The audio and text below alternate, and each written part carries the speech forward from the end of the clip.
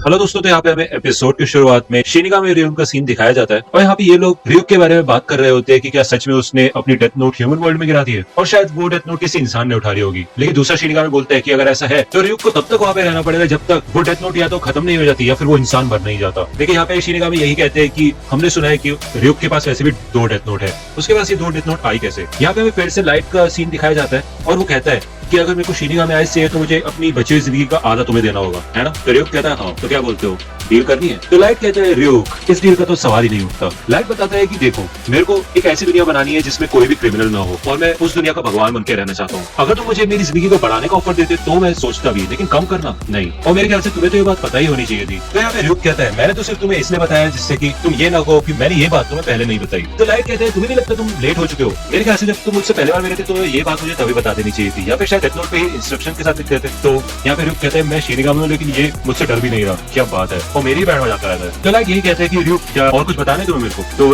रियुक कहता है नहीं, सब कुछ बता दिया है। तो लाइट कहते हैं ये तो बेकार है, अगर तुम मुझे अपनी आंखों की जगह अपने पंख दे देते तो कुछ अलग होता। भगवान की तरह मैं आसमान में उड़ता तो अच्छा लगता है ना। और वैसे भी इंसानों को ये सपना है कि वो कभी आसमान में उड़ पाए। तो रियुक कहते हैं इस हिसाब से तो तुम्हें कोई भी देख लेगा और पुलिस आसानी से तुम्हें पकड़ लेगी। तो लाइट कहते हैं हाँ रियुक जोक है, और वैसे भी अगर मेरे को तुम आंखें दे दोगे, पंख दे दोगे तो मैं तो असली शिनिगामी बन जाऊंगा, लेकिन वो भी ठीक होगा। तो रियुक कहते हैं इन सब के बिना भी तुम एक अच्छे शिनिगामी हो, क्योंकि शिनिगामी रेम में आजकल कुछ भी ठीक नहीं चलता। हमें लगता है हम बेमतलब की जिंदगी जी रहे हैं और हम इंसानों को भी इसलिए मारते हैं क्योंकि हम खुद नहीं मरना चाहते। हमें तो ये भी नहीं पता कि हमारा मकसद क्या है। तो उन सबके हिसाब से तुम तो बहुत अच्छे शिनिगामी हो। तो लाइट कहते हैं तुम्हारे हिसाब से तो ऐसा लग रहा है कि मैं बहुत ज्यादा काम करता हूँ, लेकिन मुझे कोई शिनिगामी से कंपेयर मत करो। मैं तो इंसानों के लिए डेथ नोट का इस्तेमाल कर रहा हूँ जिससे कि इस दुनिया को बेहतर बना सकूं। और मैं नहीं कहता कि शिनिगामी रेम बिल्कुल ही बेकार है इंसानों के लिए। तुम खुद सोचो, जब भी कोई तुम्हारे जैसे शिनिगामी इस दुनिया में आता है तो दुनिया बदल जाती है और लोग शिनिगामी से बहुत डरते हैं। और तुम कह रहे हो कि शिनिगामी रेम सड़ रहा है, तो जब तुम यहाँ से वापस जाओगे तो उसको बदलने की कोशिश करना। तो रियुक कहता है तुम तो बहुत पॉजिटिव थिंक करो। तो लाइट कहता है हाँ, जब भी तुम इस दुनिया को अच्छा बनाना चाहता हूँ। और यहाँ पे लाइट को एक आइडिया आता है जब वो रूल्स पढ़ रहा होता है और वो अपनी स्टडी टेबल पे चला जाता है और वो कहता है कि जो डिटेक्टिव मेरा पीछा कर रहा है, मेरे को आइडिया आ गया कि मैं उसका नाम कैसे पता लगाऊंगा और मैं डेथ नोट के रूल्स का इस्तेमाल करूंगा। और मुझे ये एक्सपेरिमेंट करना है कि मैं डेथ नोट के टाइम को कहां तक कंट्रोल कर सकता हूं। अगर मैं एक बार कॉज ऑफ डेथ लिख देता हूं तो उसके बाद मेरे पास 6 मिनट 40 सेकंड होते हैं उसको डिस्क्राइब करने के लिए, तो उसमें मैं डेथ का टाइम भी लिख सकता हूं, है ना। और अब बस मुझे ये एक्सपेरिमेंट करना है कि मैं इसको किस किस तरह यूज कर सकता हूँ। यहाँ पे हमें अगली सुबह का सीन दिखाया जाता है और इधर चीफ होता है, उसे फोन कॉल आता है और उसे पता चलता है कि 6 और लोग मारे गए हैं, सारे के सारे हार्ट अटैक से। लेकिन इस बार थोड़ा अलग था, उन्होंने मरने से पहले कुछ अजीब सी चीजें की, जैसे कि उनमें से एक ने मरने से पहले दीवार पे अपने खून से एक अजीब सा सिंबल बनाया, दूसरे ने एक ऐसा लेटर लिया जिसका कोई भी मतलब नहीं निकल रहा, और तीसरा अपने सेल से बच के भाग गया और बाथरूम में जाके मर गया। यहाँ पे वातारी एल से कांटेक्ट करता है और एल को भी ये सारी चीजें बताता है और सारे के सारे प्रूफ एल को भेजता है। तो एल कहता है कि ये लेटर को देख के तो ऐसा लग रहा है कि किसी क्रिमिनल ने कीरा से डर के ये सब लिखा है। लेकिन ये बात तो हमें पता ही है कि कीरा मरने का टाइम कंट्रोल कर सकता है। क्या ऐसा हो सकता है कि कीरा मरने से पहले क्रिमिनल के एक्शंस को भी कंट्रोल कर सकता हो? इसका मतलब तो यहाँ पे एल चीफ से बोलता है कि अभी के लिए ये सारी रिपोर्ट्स न्यूज में नहीं जानी चाहिए, क्योंकि मेरे को ऐसा लगता है कि कीरा किसी तरीके का एक्सपेरिमेंट कर रहा है और अगर हम मीडिया में ये सारी चीजें दिखाएंगे तो उसको अपने रिजल्ट से पता चलेंगे। तो एल कहता है कि कीरा अपने क्रिमिनल्स को टेस्ट सब्जेक्ट्स की तरह यूज कर रहा है। ऐसा करके ये करना क्या चाहता है। यहाँ पे दूसरी ओर लाइट का सीन दिखाया जाता है और वो फिर से अपने डैड को कंप्यूटर में हैक करता है और उसको ये सारी फाइल्स भी मिल जाती है जिसमें उन सभी क्रिमिनल्स के मरने की रिपोर्ट्स होती है। और लाइट कहते हैं इसका मतलब जैसा मैंने सोचा है वैसे डेथ नोट काम करेगी, क्योंकि पहला विक्टिम भाग के बाथरूम में गया और वहां जाके मरा, वो भी ठीक 6 बजे। दूसरे विक्टिम ने बिल्कुल वैसा ही सिंबल बनाया जैसे कि मैंने बनाया था और उसके बाद वो मरा, और तीसरे ने बिल्कुल वर्ड टू वर्ड वैसे ही लेटर लिखा जैसे कि मैंने डेथ नोट में लिखा था। उन तीनों ने वो सारी चीजें की जो मैं चाहता था, लेकिन बाकी 3 ने ऐसा नहीं किया। मैंने लिखा था कि उसको 1 घंटे के अंदर आईफल टावर पे जाके मरना है। अब क्योंकि कोई भी इंसान जापान से फ्रांस 1 घंटे में नहीं पहुंच सकता, तो इसलिए वो सिंपली हार्ट अटैक से ही मर गया। दूसरा, मैंने उसे कहा था कि मरने से पहले एल का चेहरा दीवार पे बनाए, लेकिन जब उसने एल को देखा ही नहीं तो वो उसका चेहरा कैसे बना सकता है। तीसरा, मैंने उससे ये लिखने के लिए बोला कि एल जापानीज पुलिस फोर्स पे शक कर रहा है। मुझे ऐसा लग रहा था कि ये काम कर जाएगा, लेकिन ये भी काम नहीं किया, क्योंकि कोई भी इंसान सिर्फ वही चीज लिख सकता है जिसको उसकी थोड़ी बहुत नॉलेज भी हो। अब क्योंकि उस क्रिमिनल को एल के बारे में कुछ भी नहीं पता और ये भी नहीं पता कि चल क्या रहा है, इसलिए वो ये चीज लिख ही नहीं सका। इसका मतलब डेथ नोट भी इम्पॉसिबल चीजें नहीं कर सकती, हम लोगों से वही चीजें करा सकते हैं जो कि उनको पहले से ही पता हो। यहाँ पे लाइट यही कहता है कि एल और पुलिस कभी भी पता नहीं लगा पाएंगे कि मैं करना क्या चाहता हूँ। यहाँ पे अभी एल भी सोच रहा होगा कि उन पिक्चर्स का क्या मतलब है। यहाँ पे हमें एल का सीन दिखाया जाता है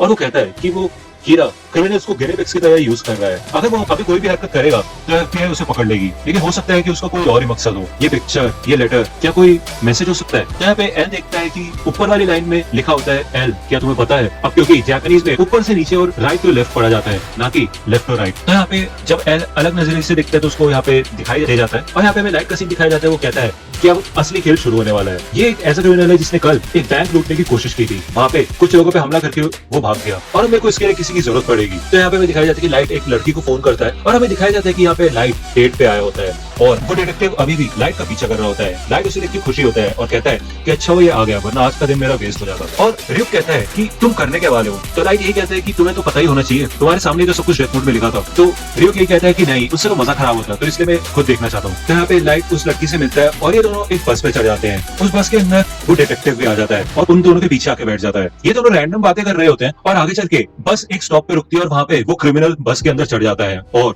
वो बस को हाईजैक करने की कोशिश करता है। और वो क्रिमिनल यही कहता है, अगर तुमने कोई भी छेड़छाड़ की तो मैं तुम सबको मार डालूंगा। यहाँ पे वो क्रिमिनल बस ड्राइवर को बोलता है कि स्पेस लैंड में फोन करो और उनसे कहो कि तुम्हारी बस हाईजैक हो चुकी है, इसलिए सारे के सारे पैसे एक लड़के के हाथ में यहाँ पे भेजो, वरना मैं सबको मार डालूंगा। इसके बाद यहाँ पे लाइट एक नोट में लिखता है और यूरी को बताता है कि जैसे मुझे मौका मिलेगा मैं उसको धक्का देकर उसकी पिस्टल छीन लूंगा। लेकिन वो पीछे जो डिटेक्टिव मौजूद होता है वो कहता है नहीं, ये खतरनाक है, अगर ऐसा कुछ होगा तो मैं संभाल लूंगा, चिंता मत करो, और तुम्हें लिख के देने की जरूरत नहीं है, वो हमारी बात नहीं सुन सकता। तो यहाँ पे लाइट कहता है कि तुम्हारे पास क्या प्रूफ है कि तुम उसके साथ नहीं हो। तो यूरी कहती है क्या उसके साथ? तो लाइट कहता है हाँ, ऐसा ही होता है, एक बंदा एक्ट करता है कि वो हाईजैक कर रहा है और ऐसे दिखाता है कि वो अकेला है, लेकिन असलियत में उसका एक और साथी पहले से ही पीछे बैठा होता है, जिससे कि कोई गड़बड़ हो तो वो संभाल सके। तो यहाँ पे यूरी डरने लग जाती है और वो डिटेक्टिव सोचता है कि वैसे भी लाइट या कोई कीड़ा नहीं हो सकता, अगर ऐसा होता तो वो अभी तक इसको हार्ट अटैक से मार चुका होता। तो यहाँ पे वो डिटेक्टिव अपनी आईडी लाइट को दिखा देता है और यहाँ पे हमें दिखाया जाता है कि ये एफबीआई एजेंट होता है और यहाँ पे लाइट समझ जाता है कि एल एफबीआई का इस्तेमाल कर रहा है जापानीज पुलिस फोर्स को इन्वेस्टिगेट करने के लिए, और उस डिटेक्टिव का नाम होता है रे पेनबर्न। यहाँ पे लाइट उसका नाम जान के खुश हो जाता है और वो कहता है मुझे तुम पे भरोसा है और मैं तुमसे ये नहीं पूछूंगा कि इस समय एक एफबीआई एजेंट इस बस में क्या कर रहा है, लेकिन आपके पास गन तो होगी ना, अगर कुछ भी होगा तो आप संभाल लोगे, है ना। तो यहाँ पे वो रे पेनबर्न पहचान जाता है कि ये आदमी 2 दिन पहले न्यूज में था,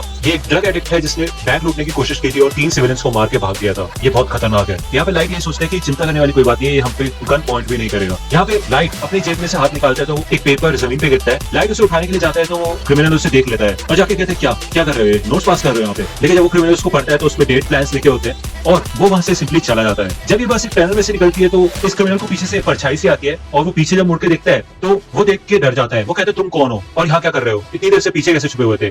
पहले तो रे पेनबर्न को लगता है कि वो उसे ही कह रहे हैं, लेकिन नहीं, वो रियुक को देख पा रहा होता है। थोड़ी देर के लिए रियुक भी कंफ्यूज हो जाता है और कहता है कि क्या तुम मुझे देख सकते हो। तो वो क्रिमिनल कहता है नहीं, वहीं खड़े रहो वरना मैं तुम्हें शूट कर दूंगा, तुम एक मॉन्स्टर हो। यहाँ पे रे पेनबर्न बोलते हैं सब झुक जाओ। यहाँ पे रियुक समझ जाता है कि वो जो लाइट की पॉकेट में से पेपर गिरा था वो डेथ नोट का पेपर था, इस वजह से ये क्रिमिनल रियुक को देख पा रहा है। जब रियुक उस क्रिमिनल के पास पड़ता है तो वो क्रिमिनल रियुक पे सारी की सारी गोलियां चला देता है और अपनी बंदूक खाली कर देता है। रियुक कहता है शिनिगामी को तुम गोलियों से नहीं मार सकते, वैसे लाइट है तो कमाल का, टॉपर भी है और उसने उतना कमाल का आइडिया निकाला जिससे कि उसने अपने पीछे करने वाले का भी नाम पता लगा लिया। तो यहाँ पे पीछे से रे पेनबर्न भागता हुआ आता है और उस क्रिमिनल को पकड़ने की कोशिश करता है, लेकिन वो क्रिमिनल बस रुकवा देता है और बस से नीचे उतर जाता है। जैसे वो नीचे उतरता है वहां से एक गाड़ी आती है और उस क्रिमिनल को ठोक देती है, जिससे कि वो क्रिमिनल वहीं मर जाता है और ये सब शॉक हो जाते हैं। और लाइट कहता है 11:45 बिल्कुल एग्जैक्ट। तो यहाँ पे हमें दिखाया जाता है कि लाइट ने अपने डेथ नोट पे क्या लिखा होता है, उसे लिखा होता है वांटेड क्रिमिनल किचिरो ओसोरेडा एक्सीडेंटल डेथ। उसके आगे उसने लिखा होता है 11:31 पे वो स्पेस लैंड जाने वाली बस में चढ़ेगा, उसके बाद वो उस बस को हाईजैक करने की कोशिश करेगा और उसके पास एक गन भी होगी, लेकिन थोड़े समय बाद वो पीछे एक मॉन्स्टर को देखेगा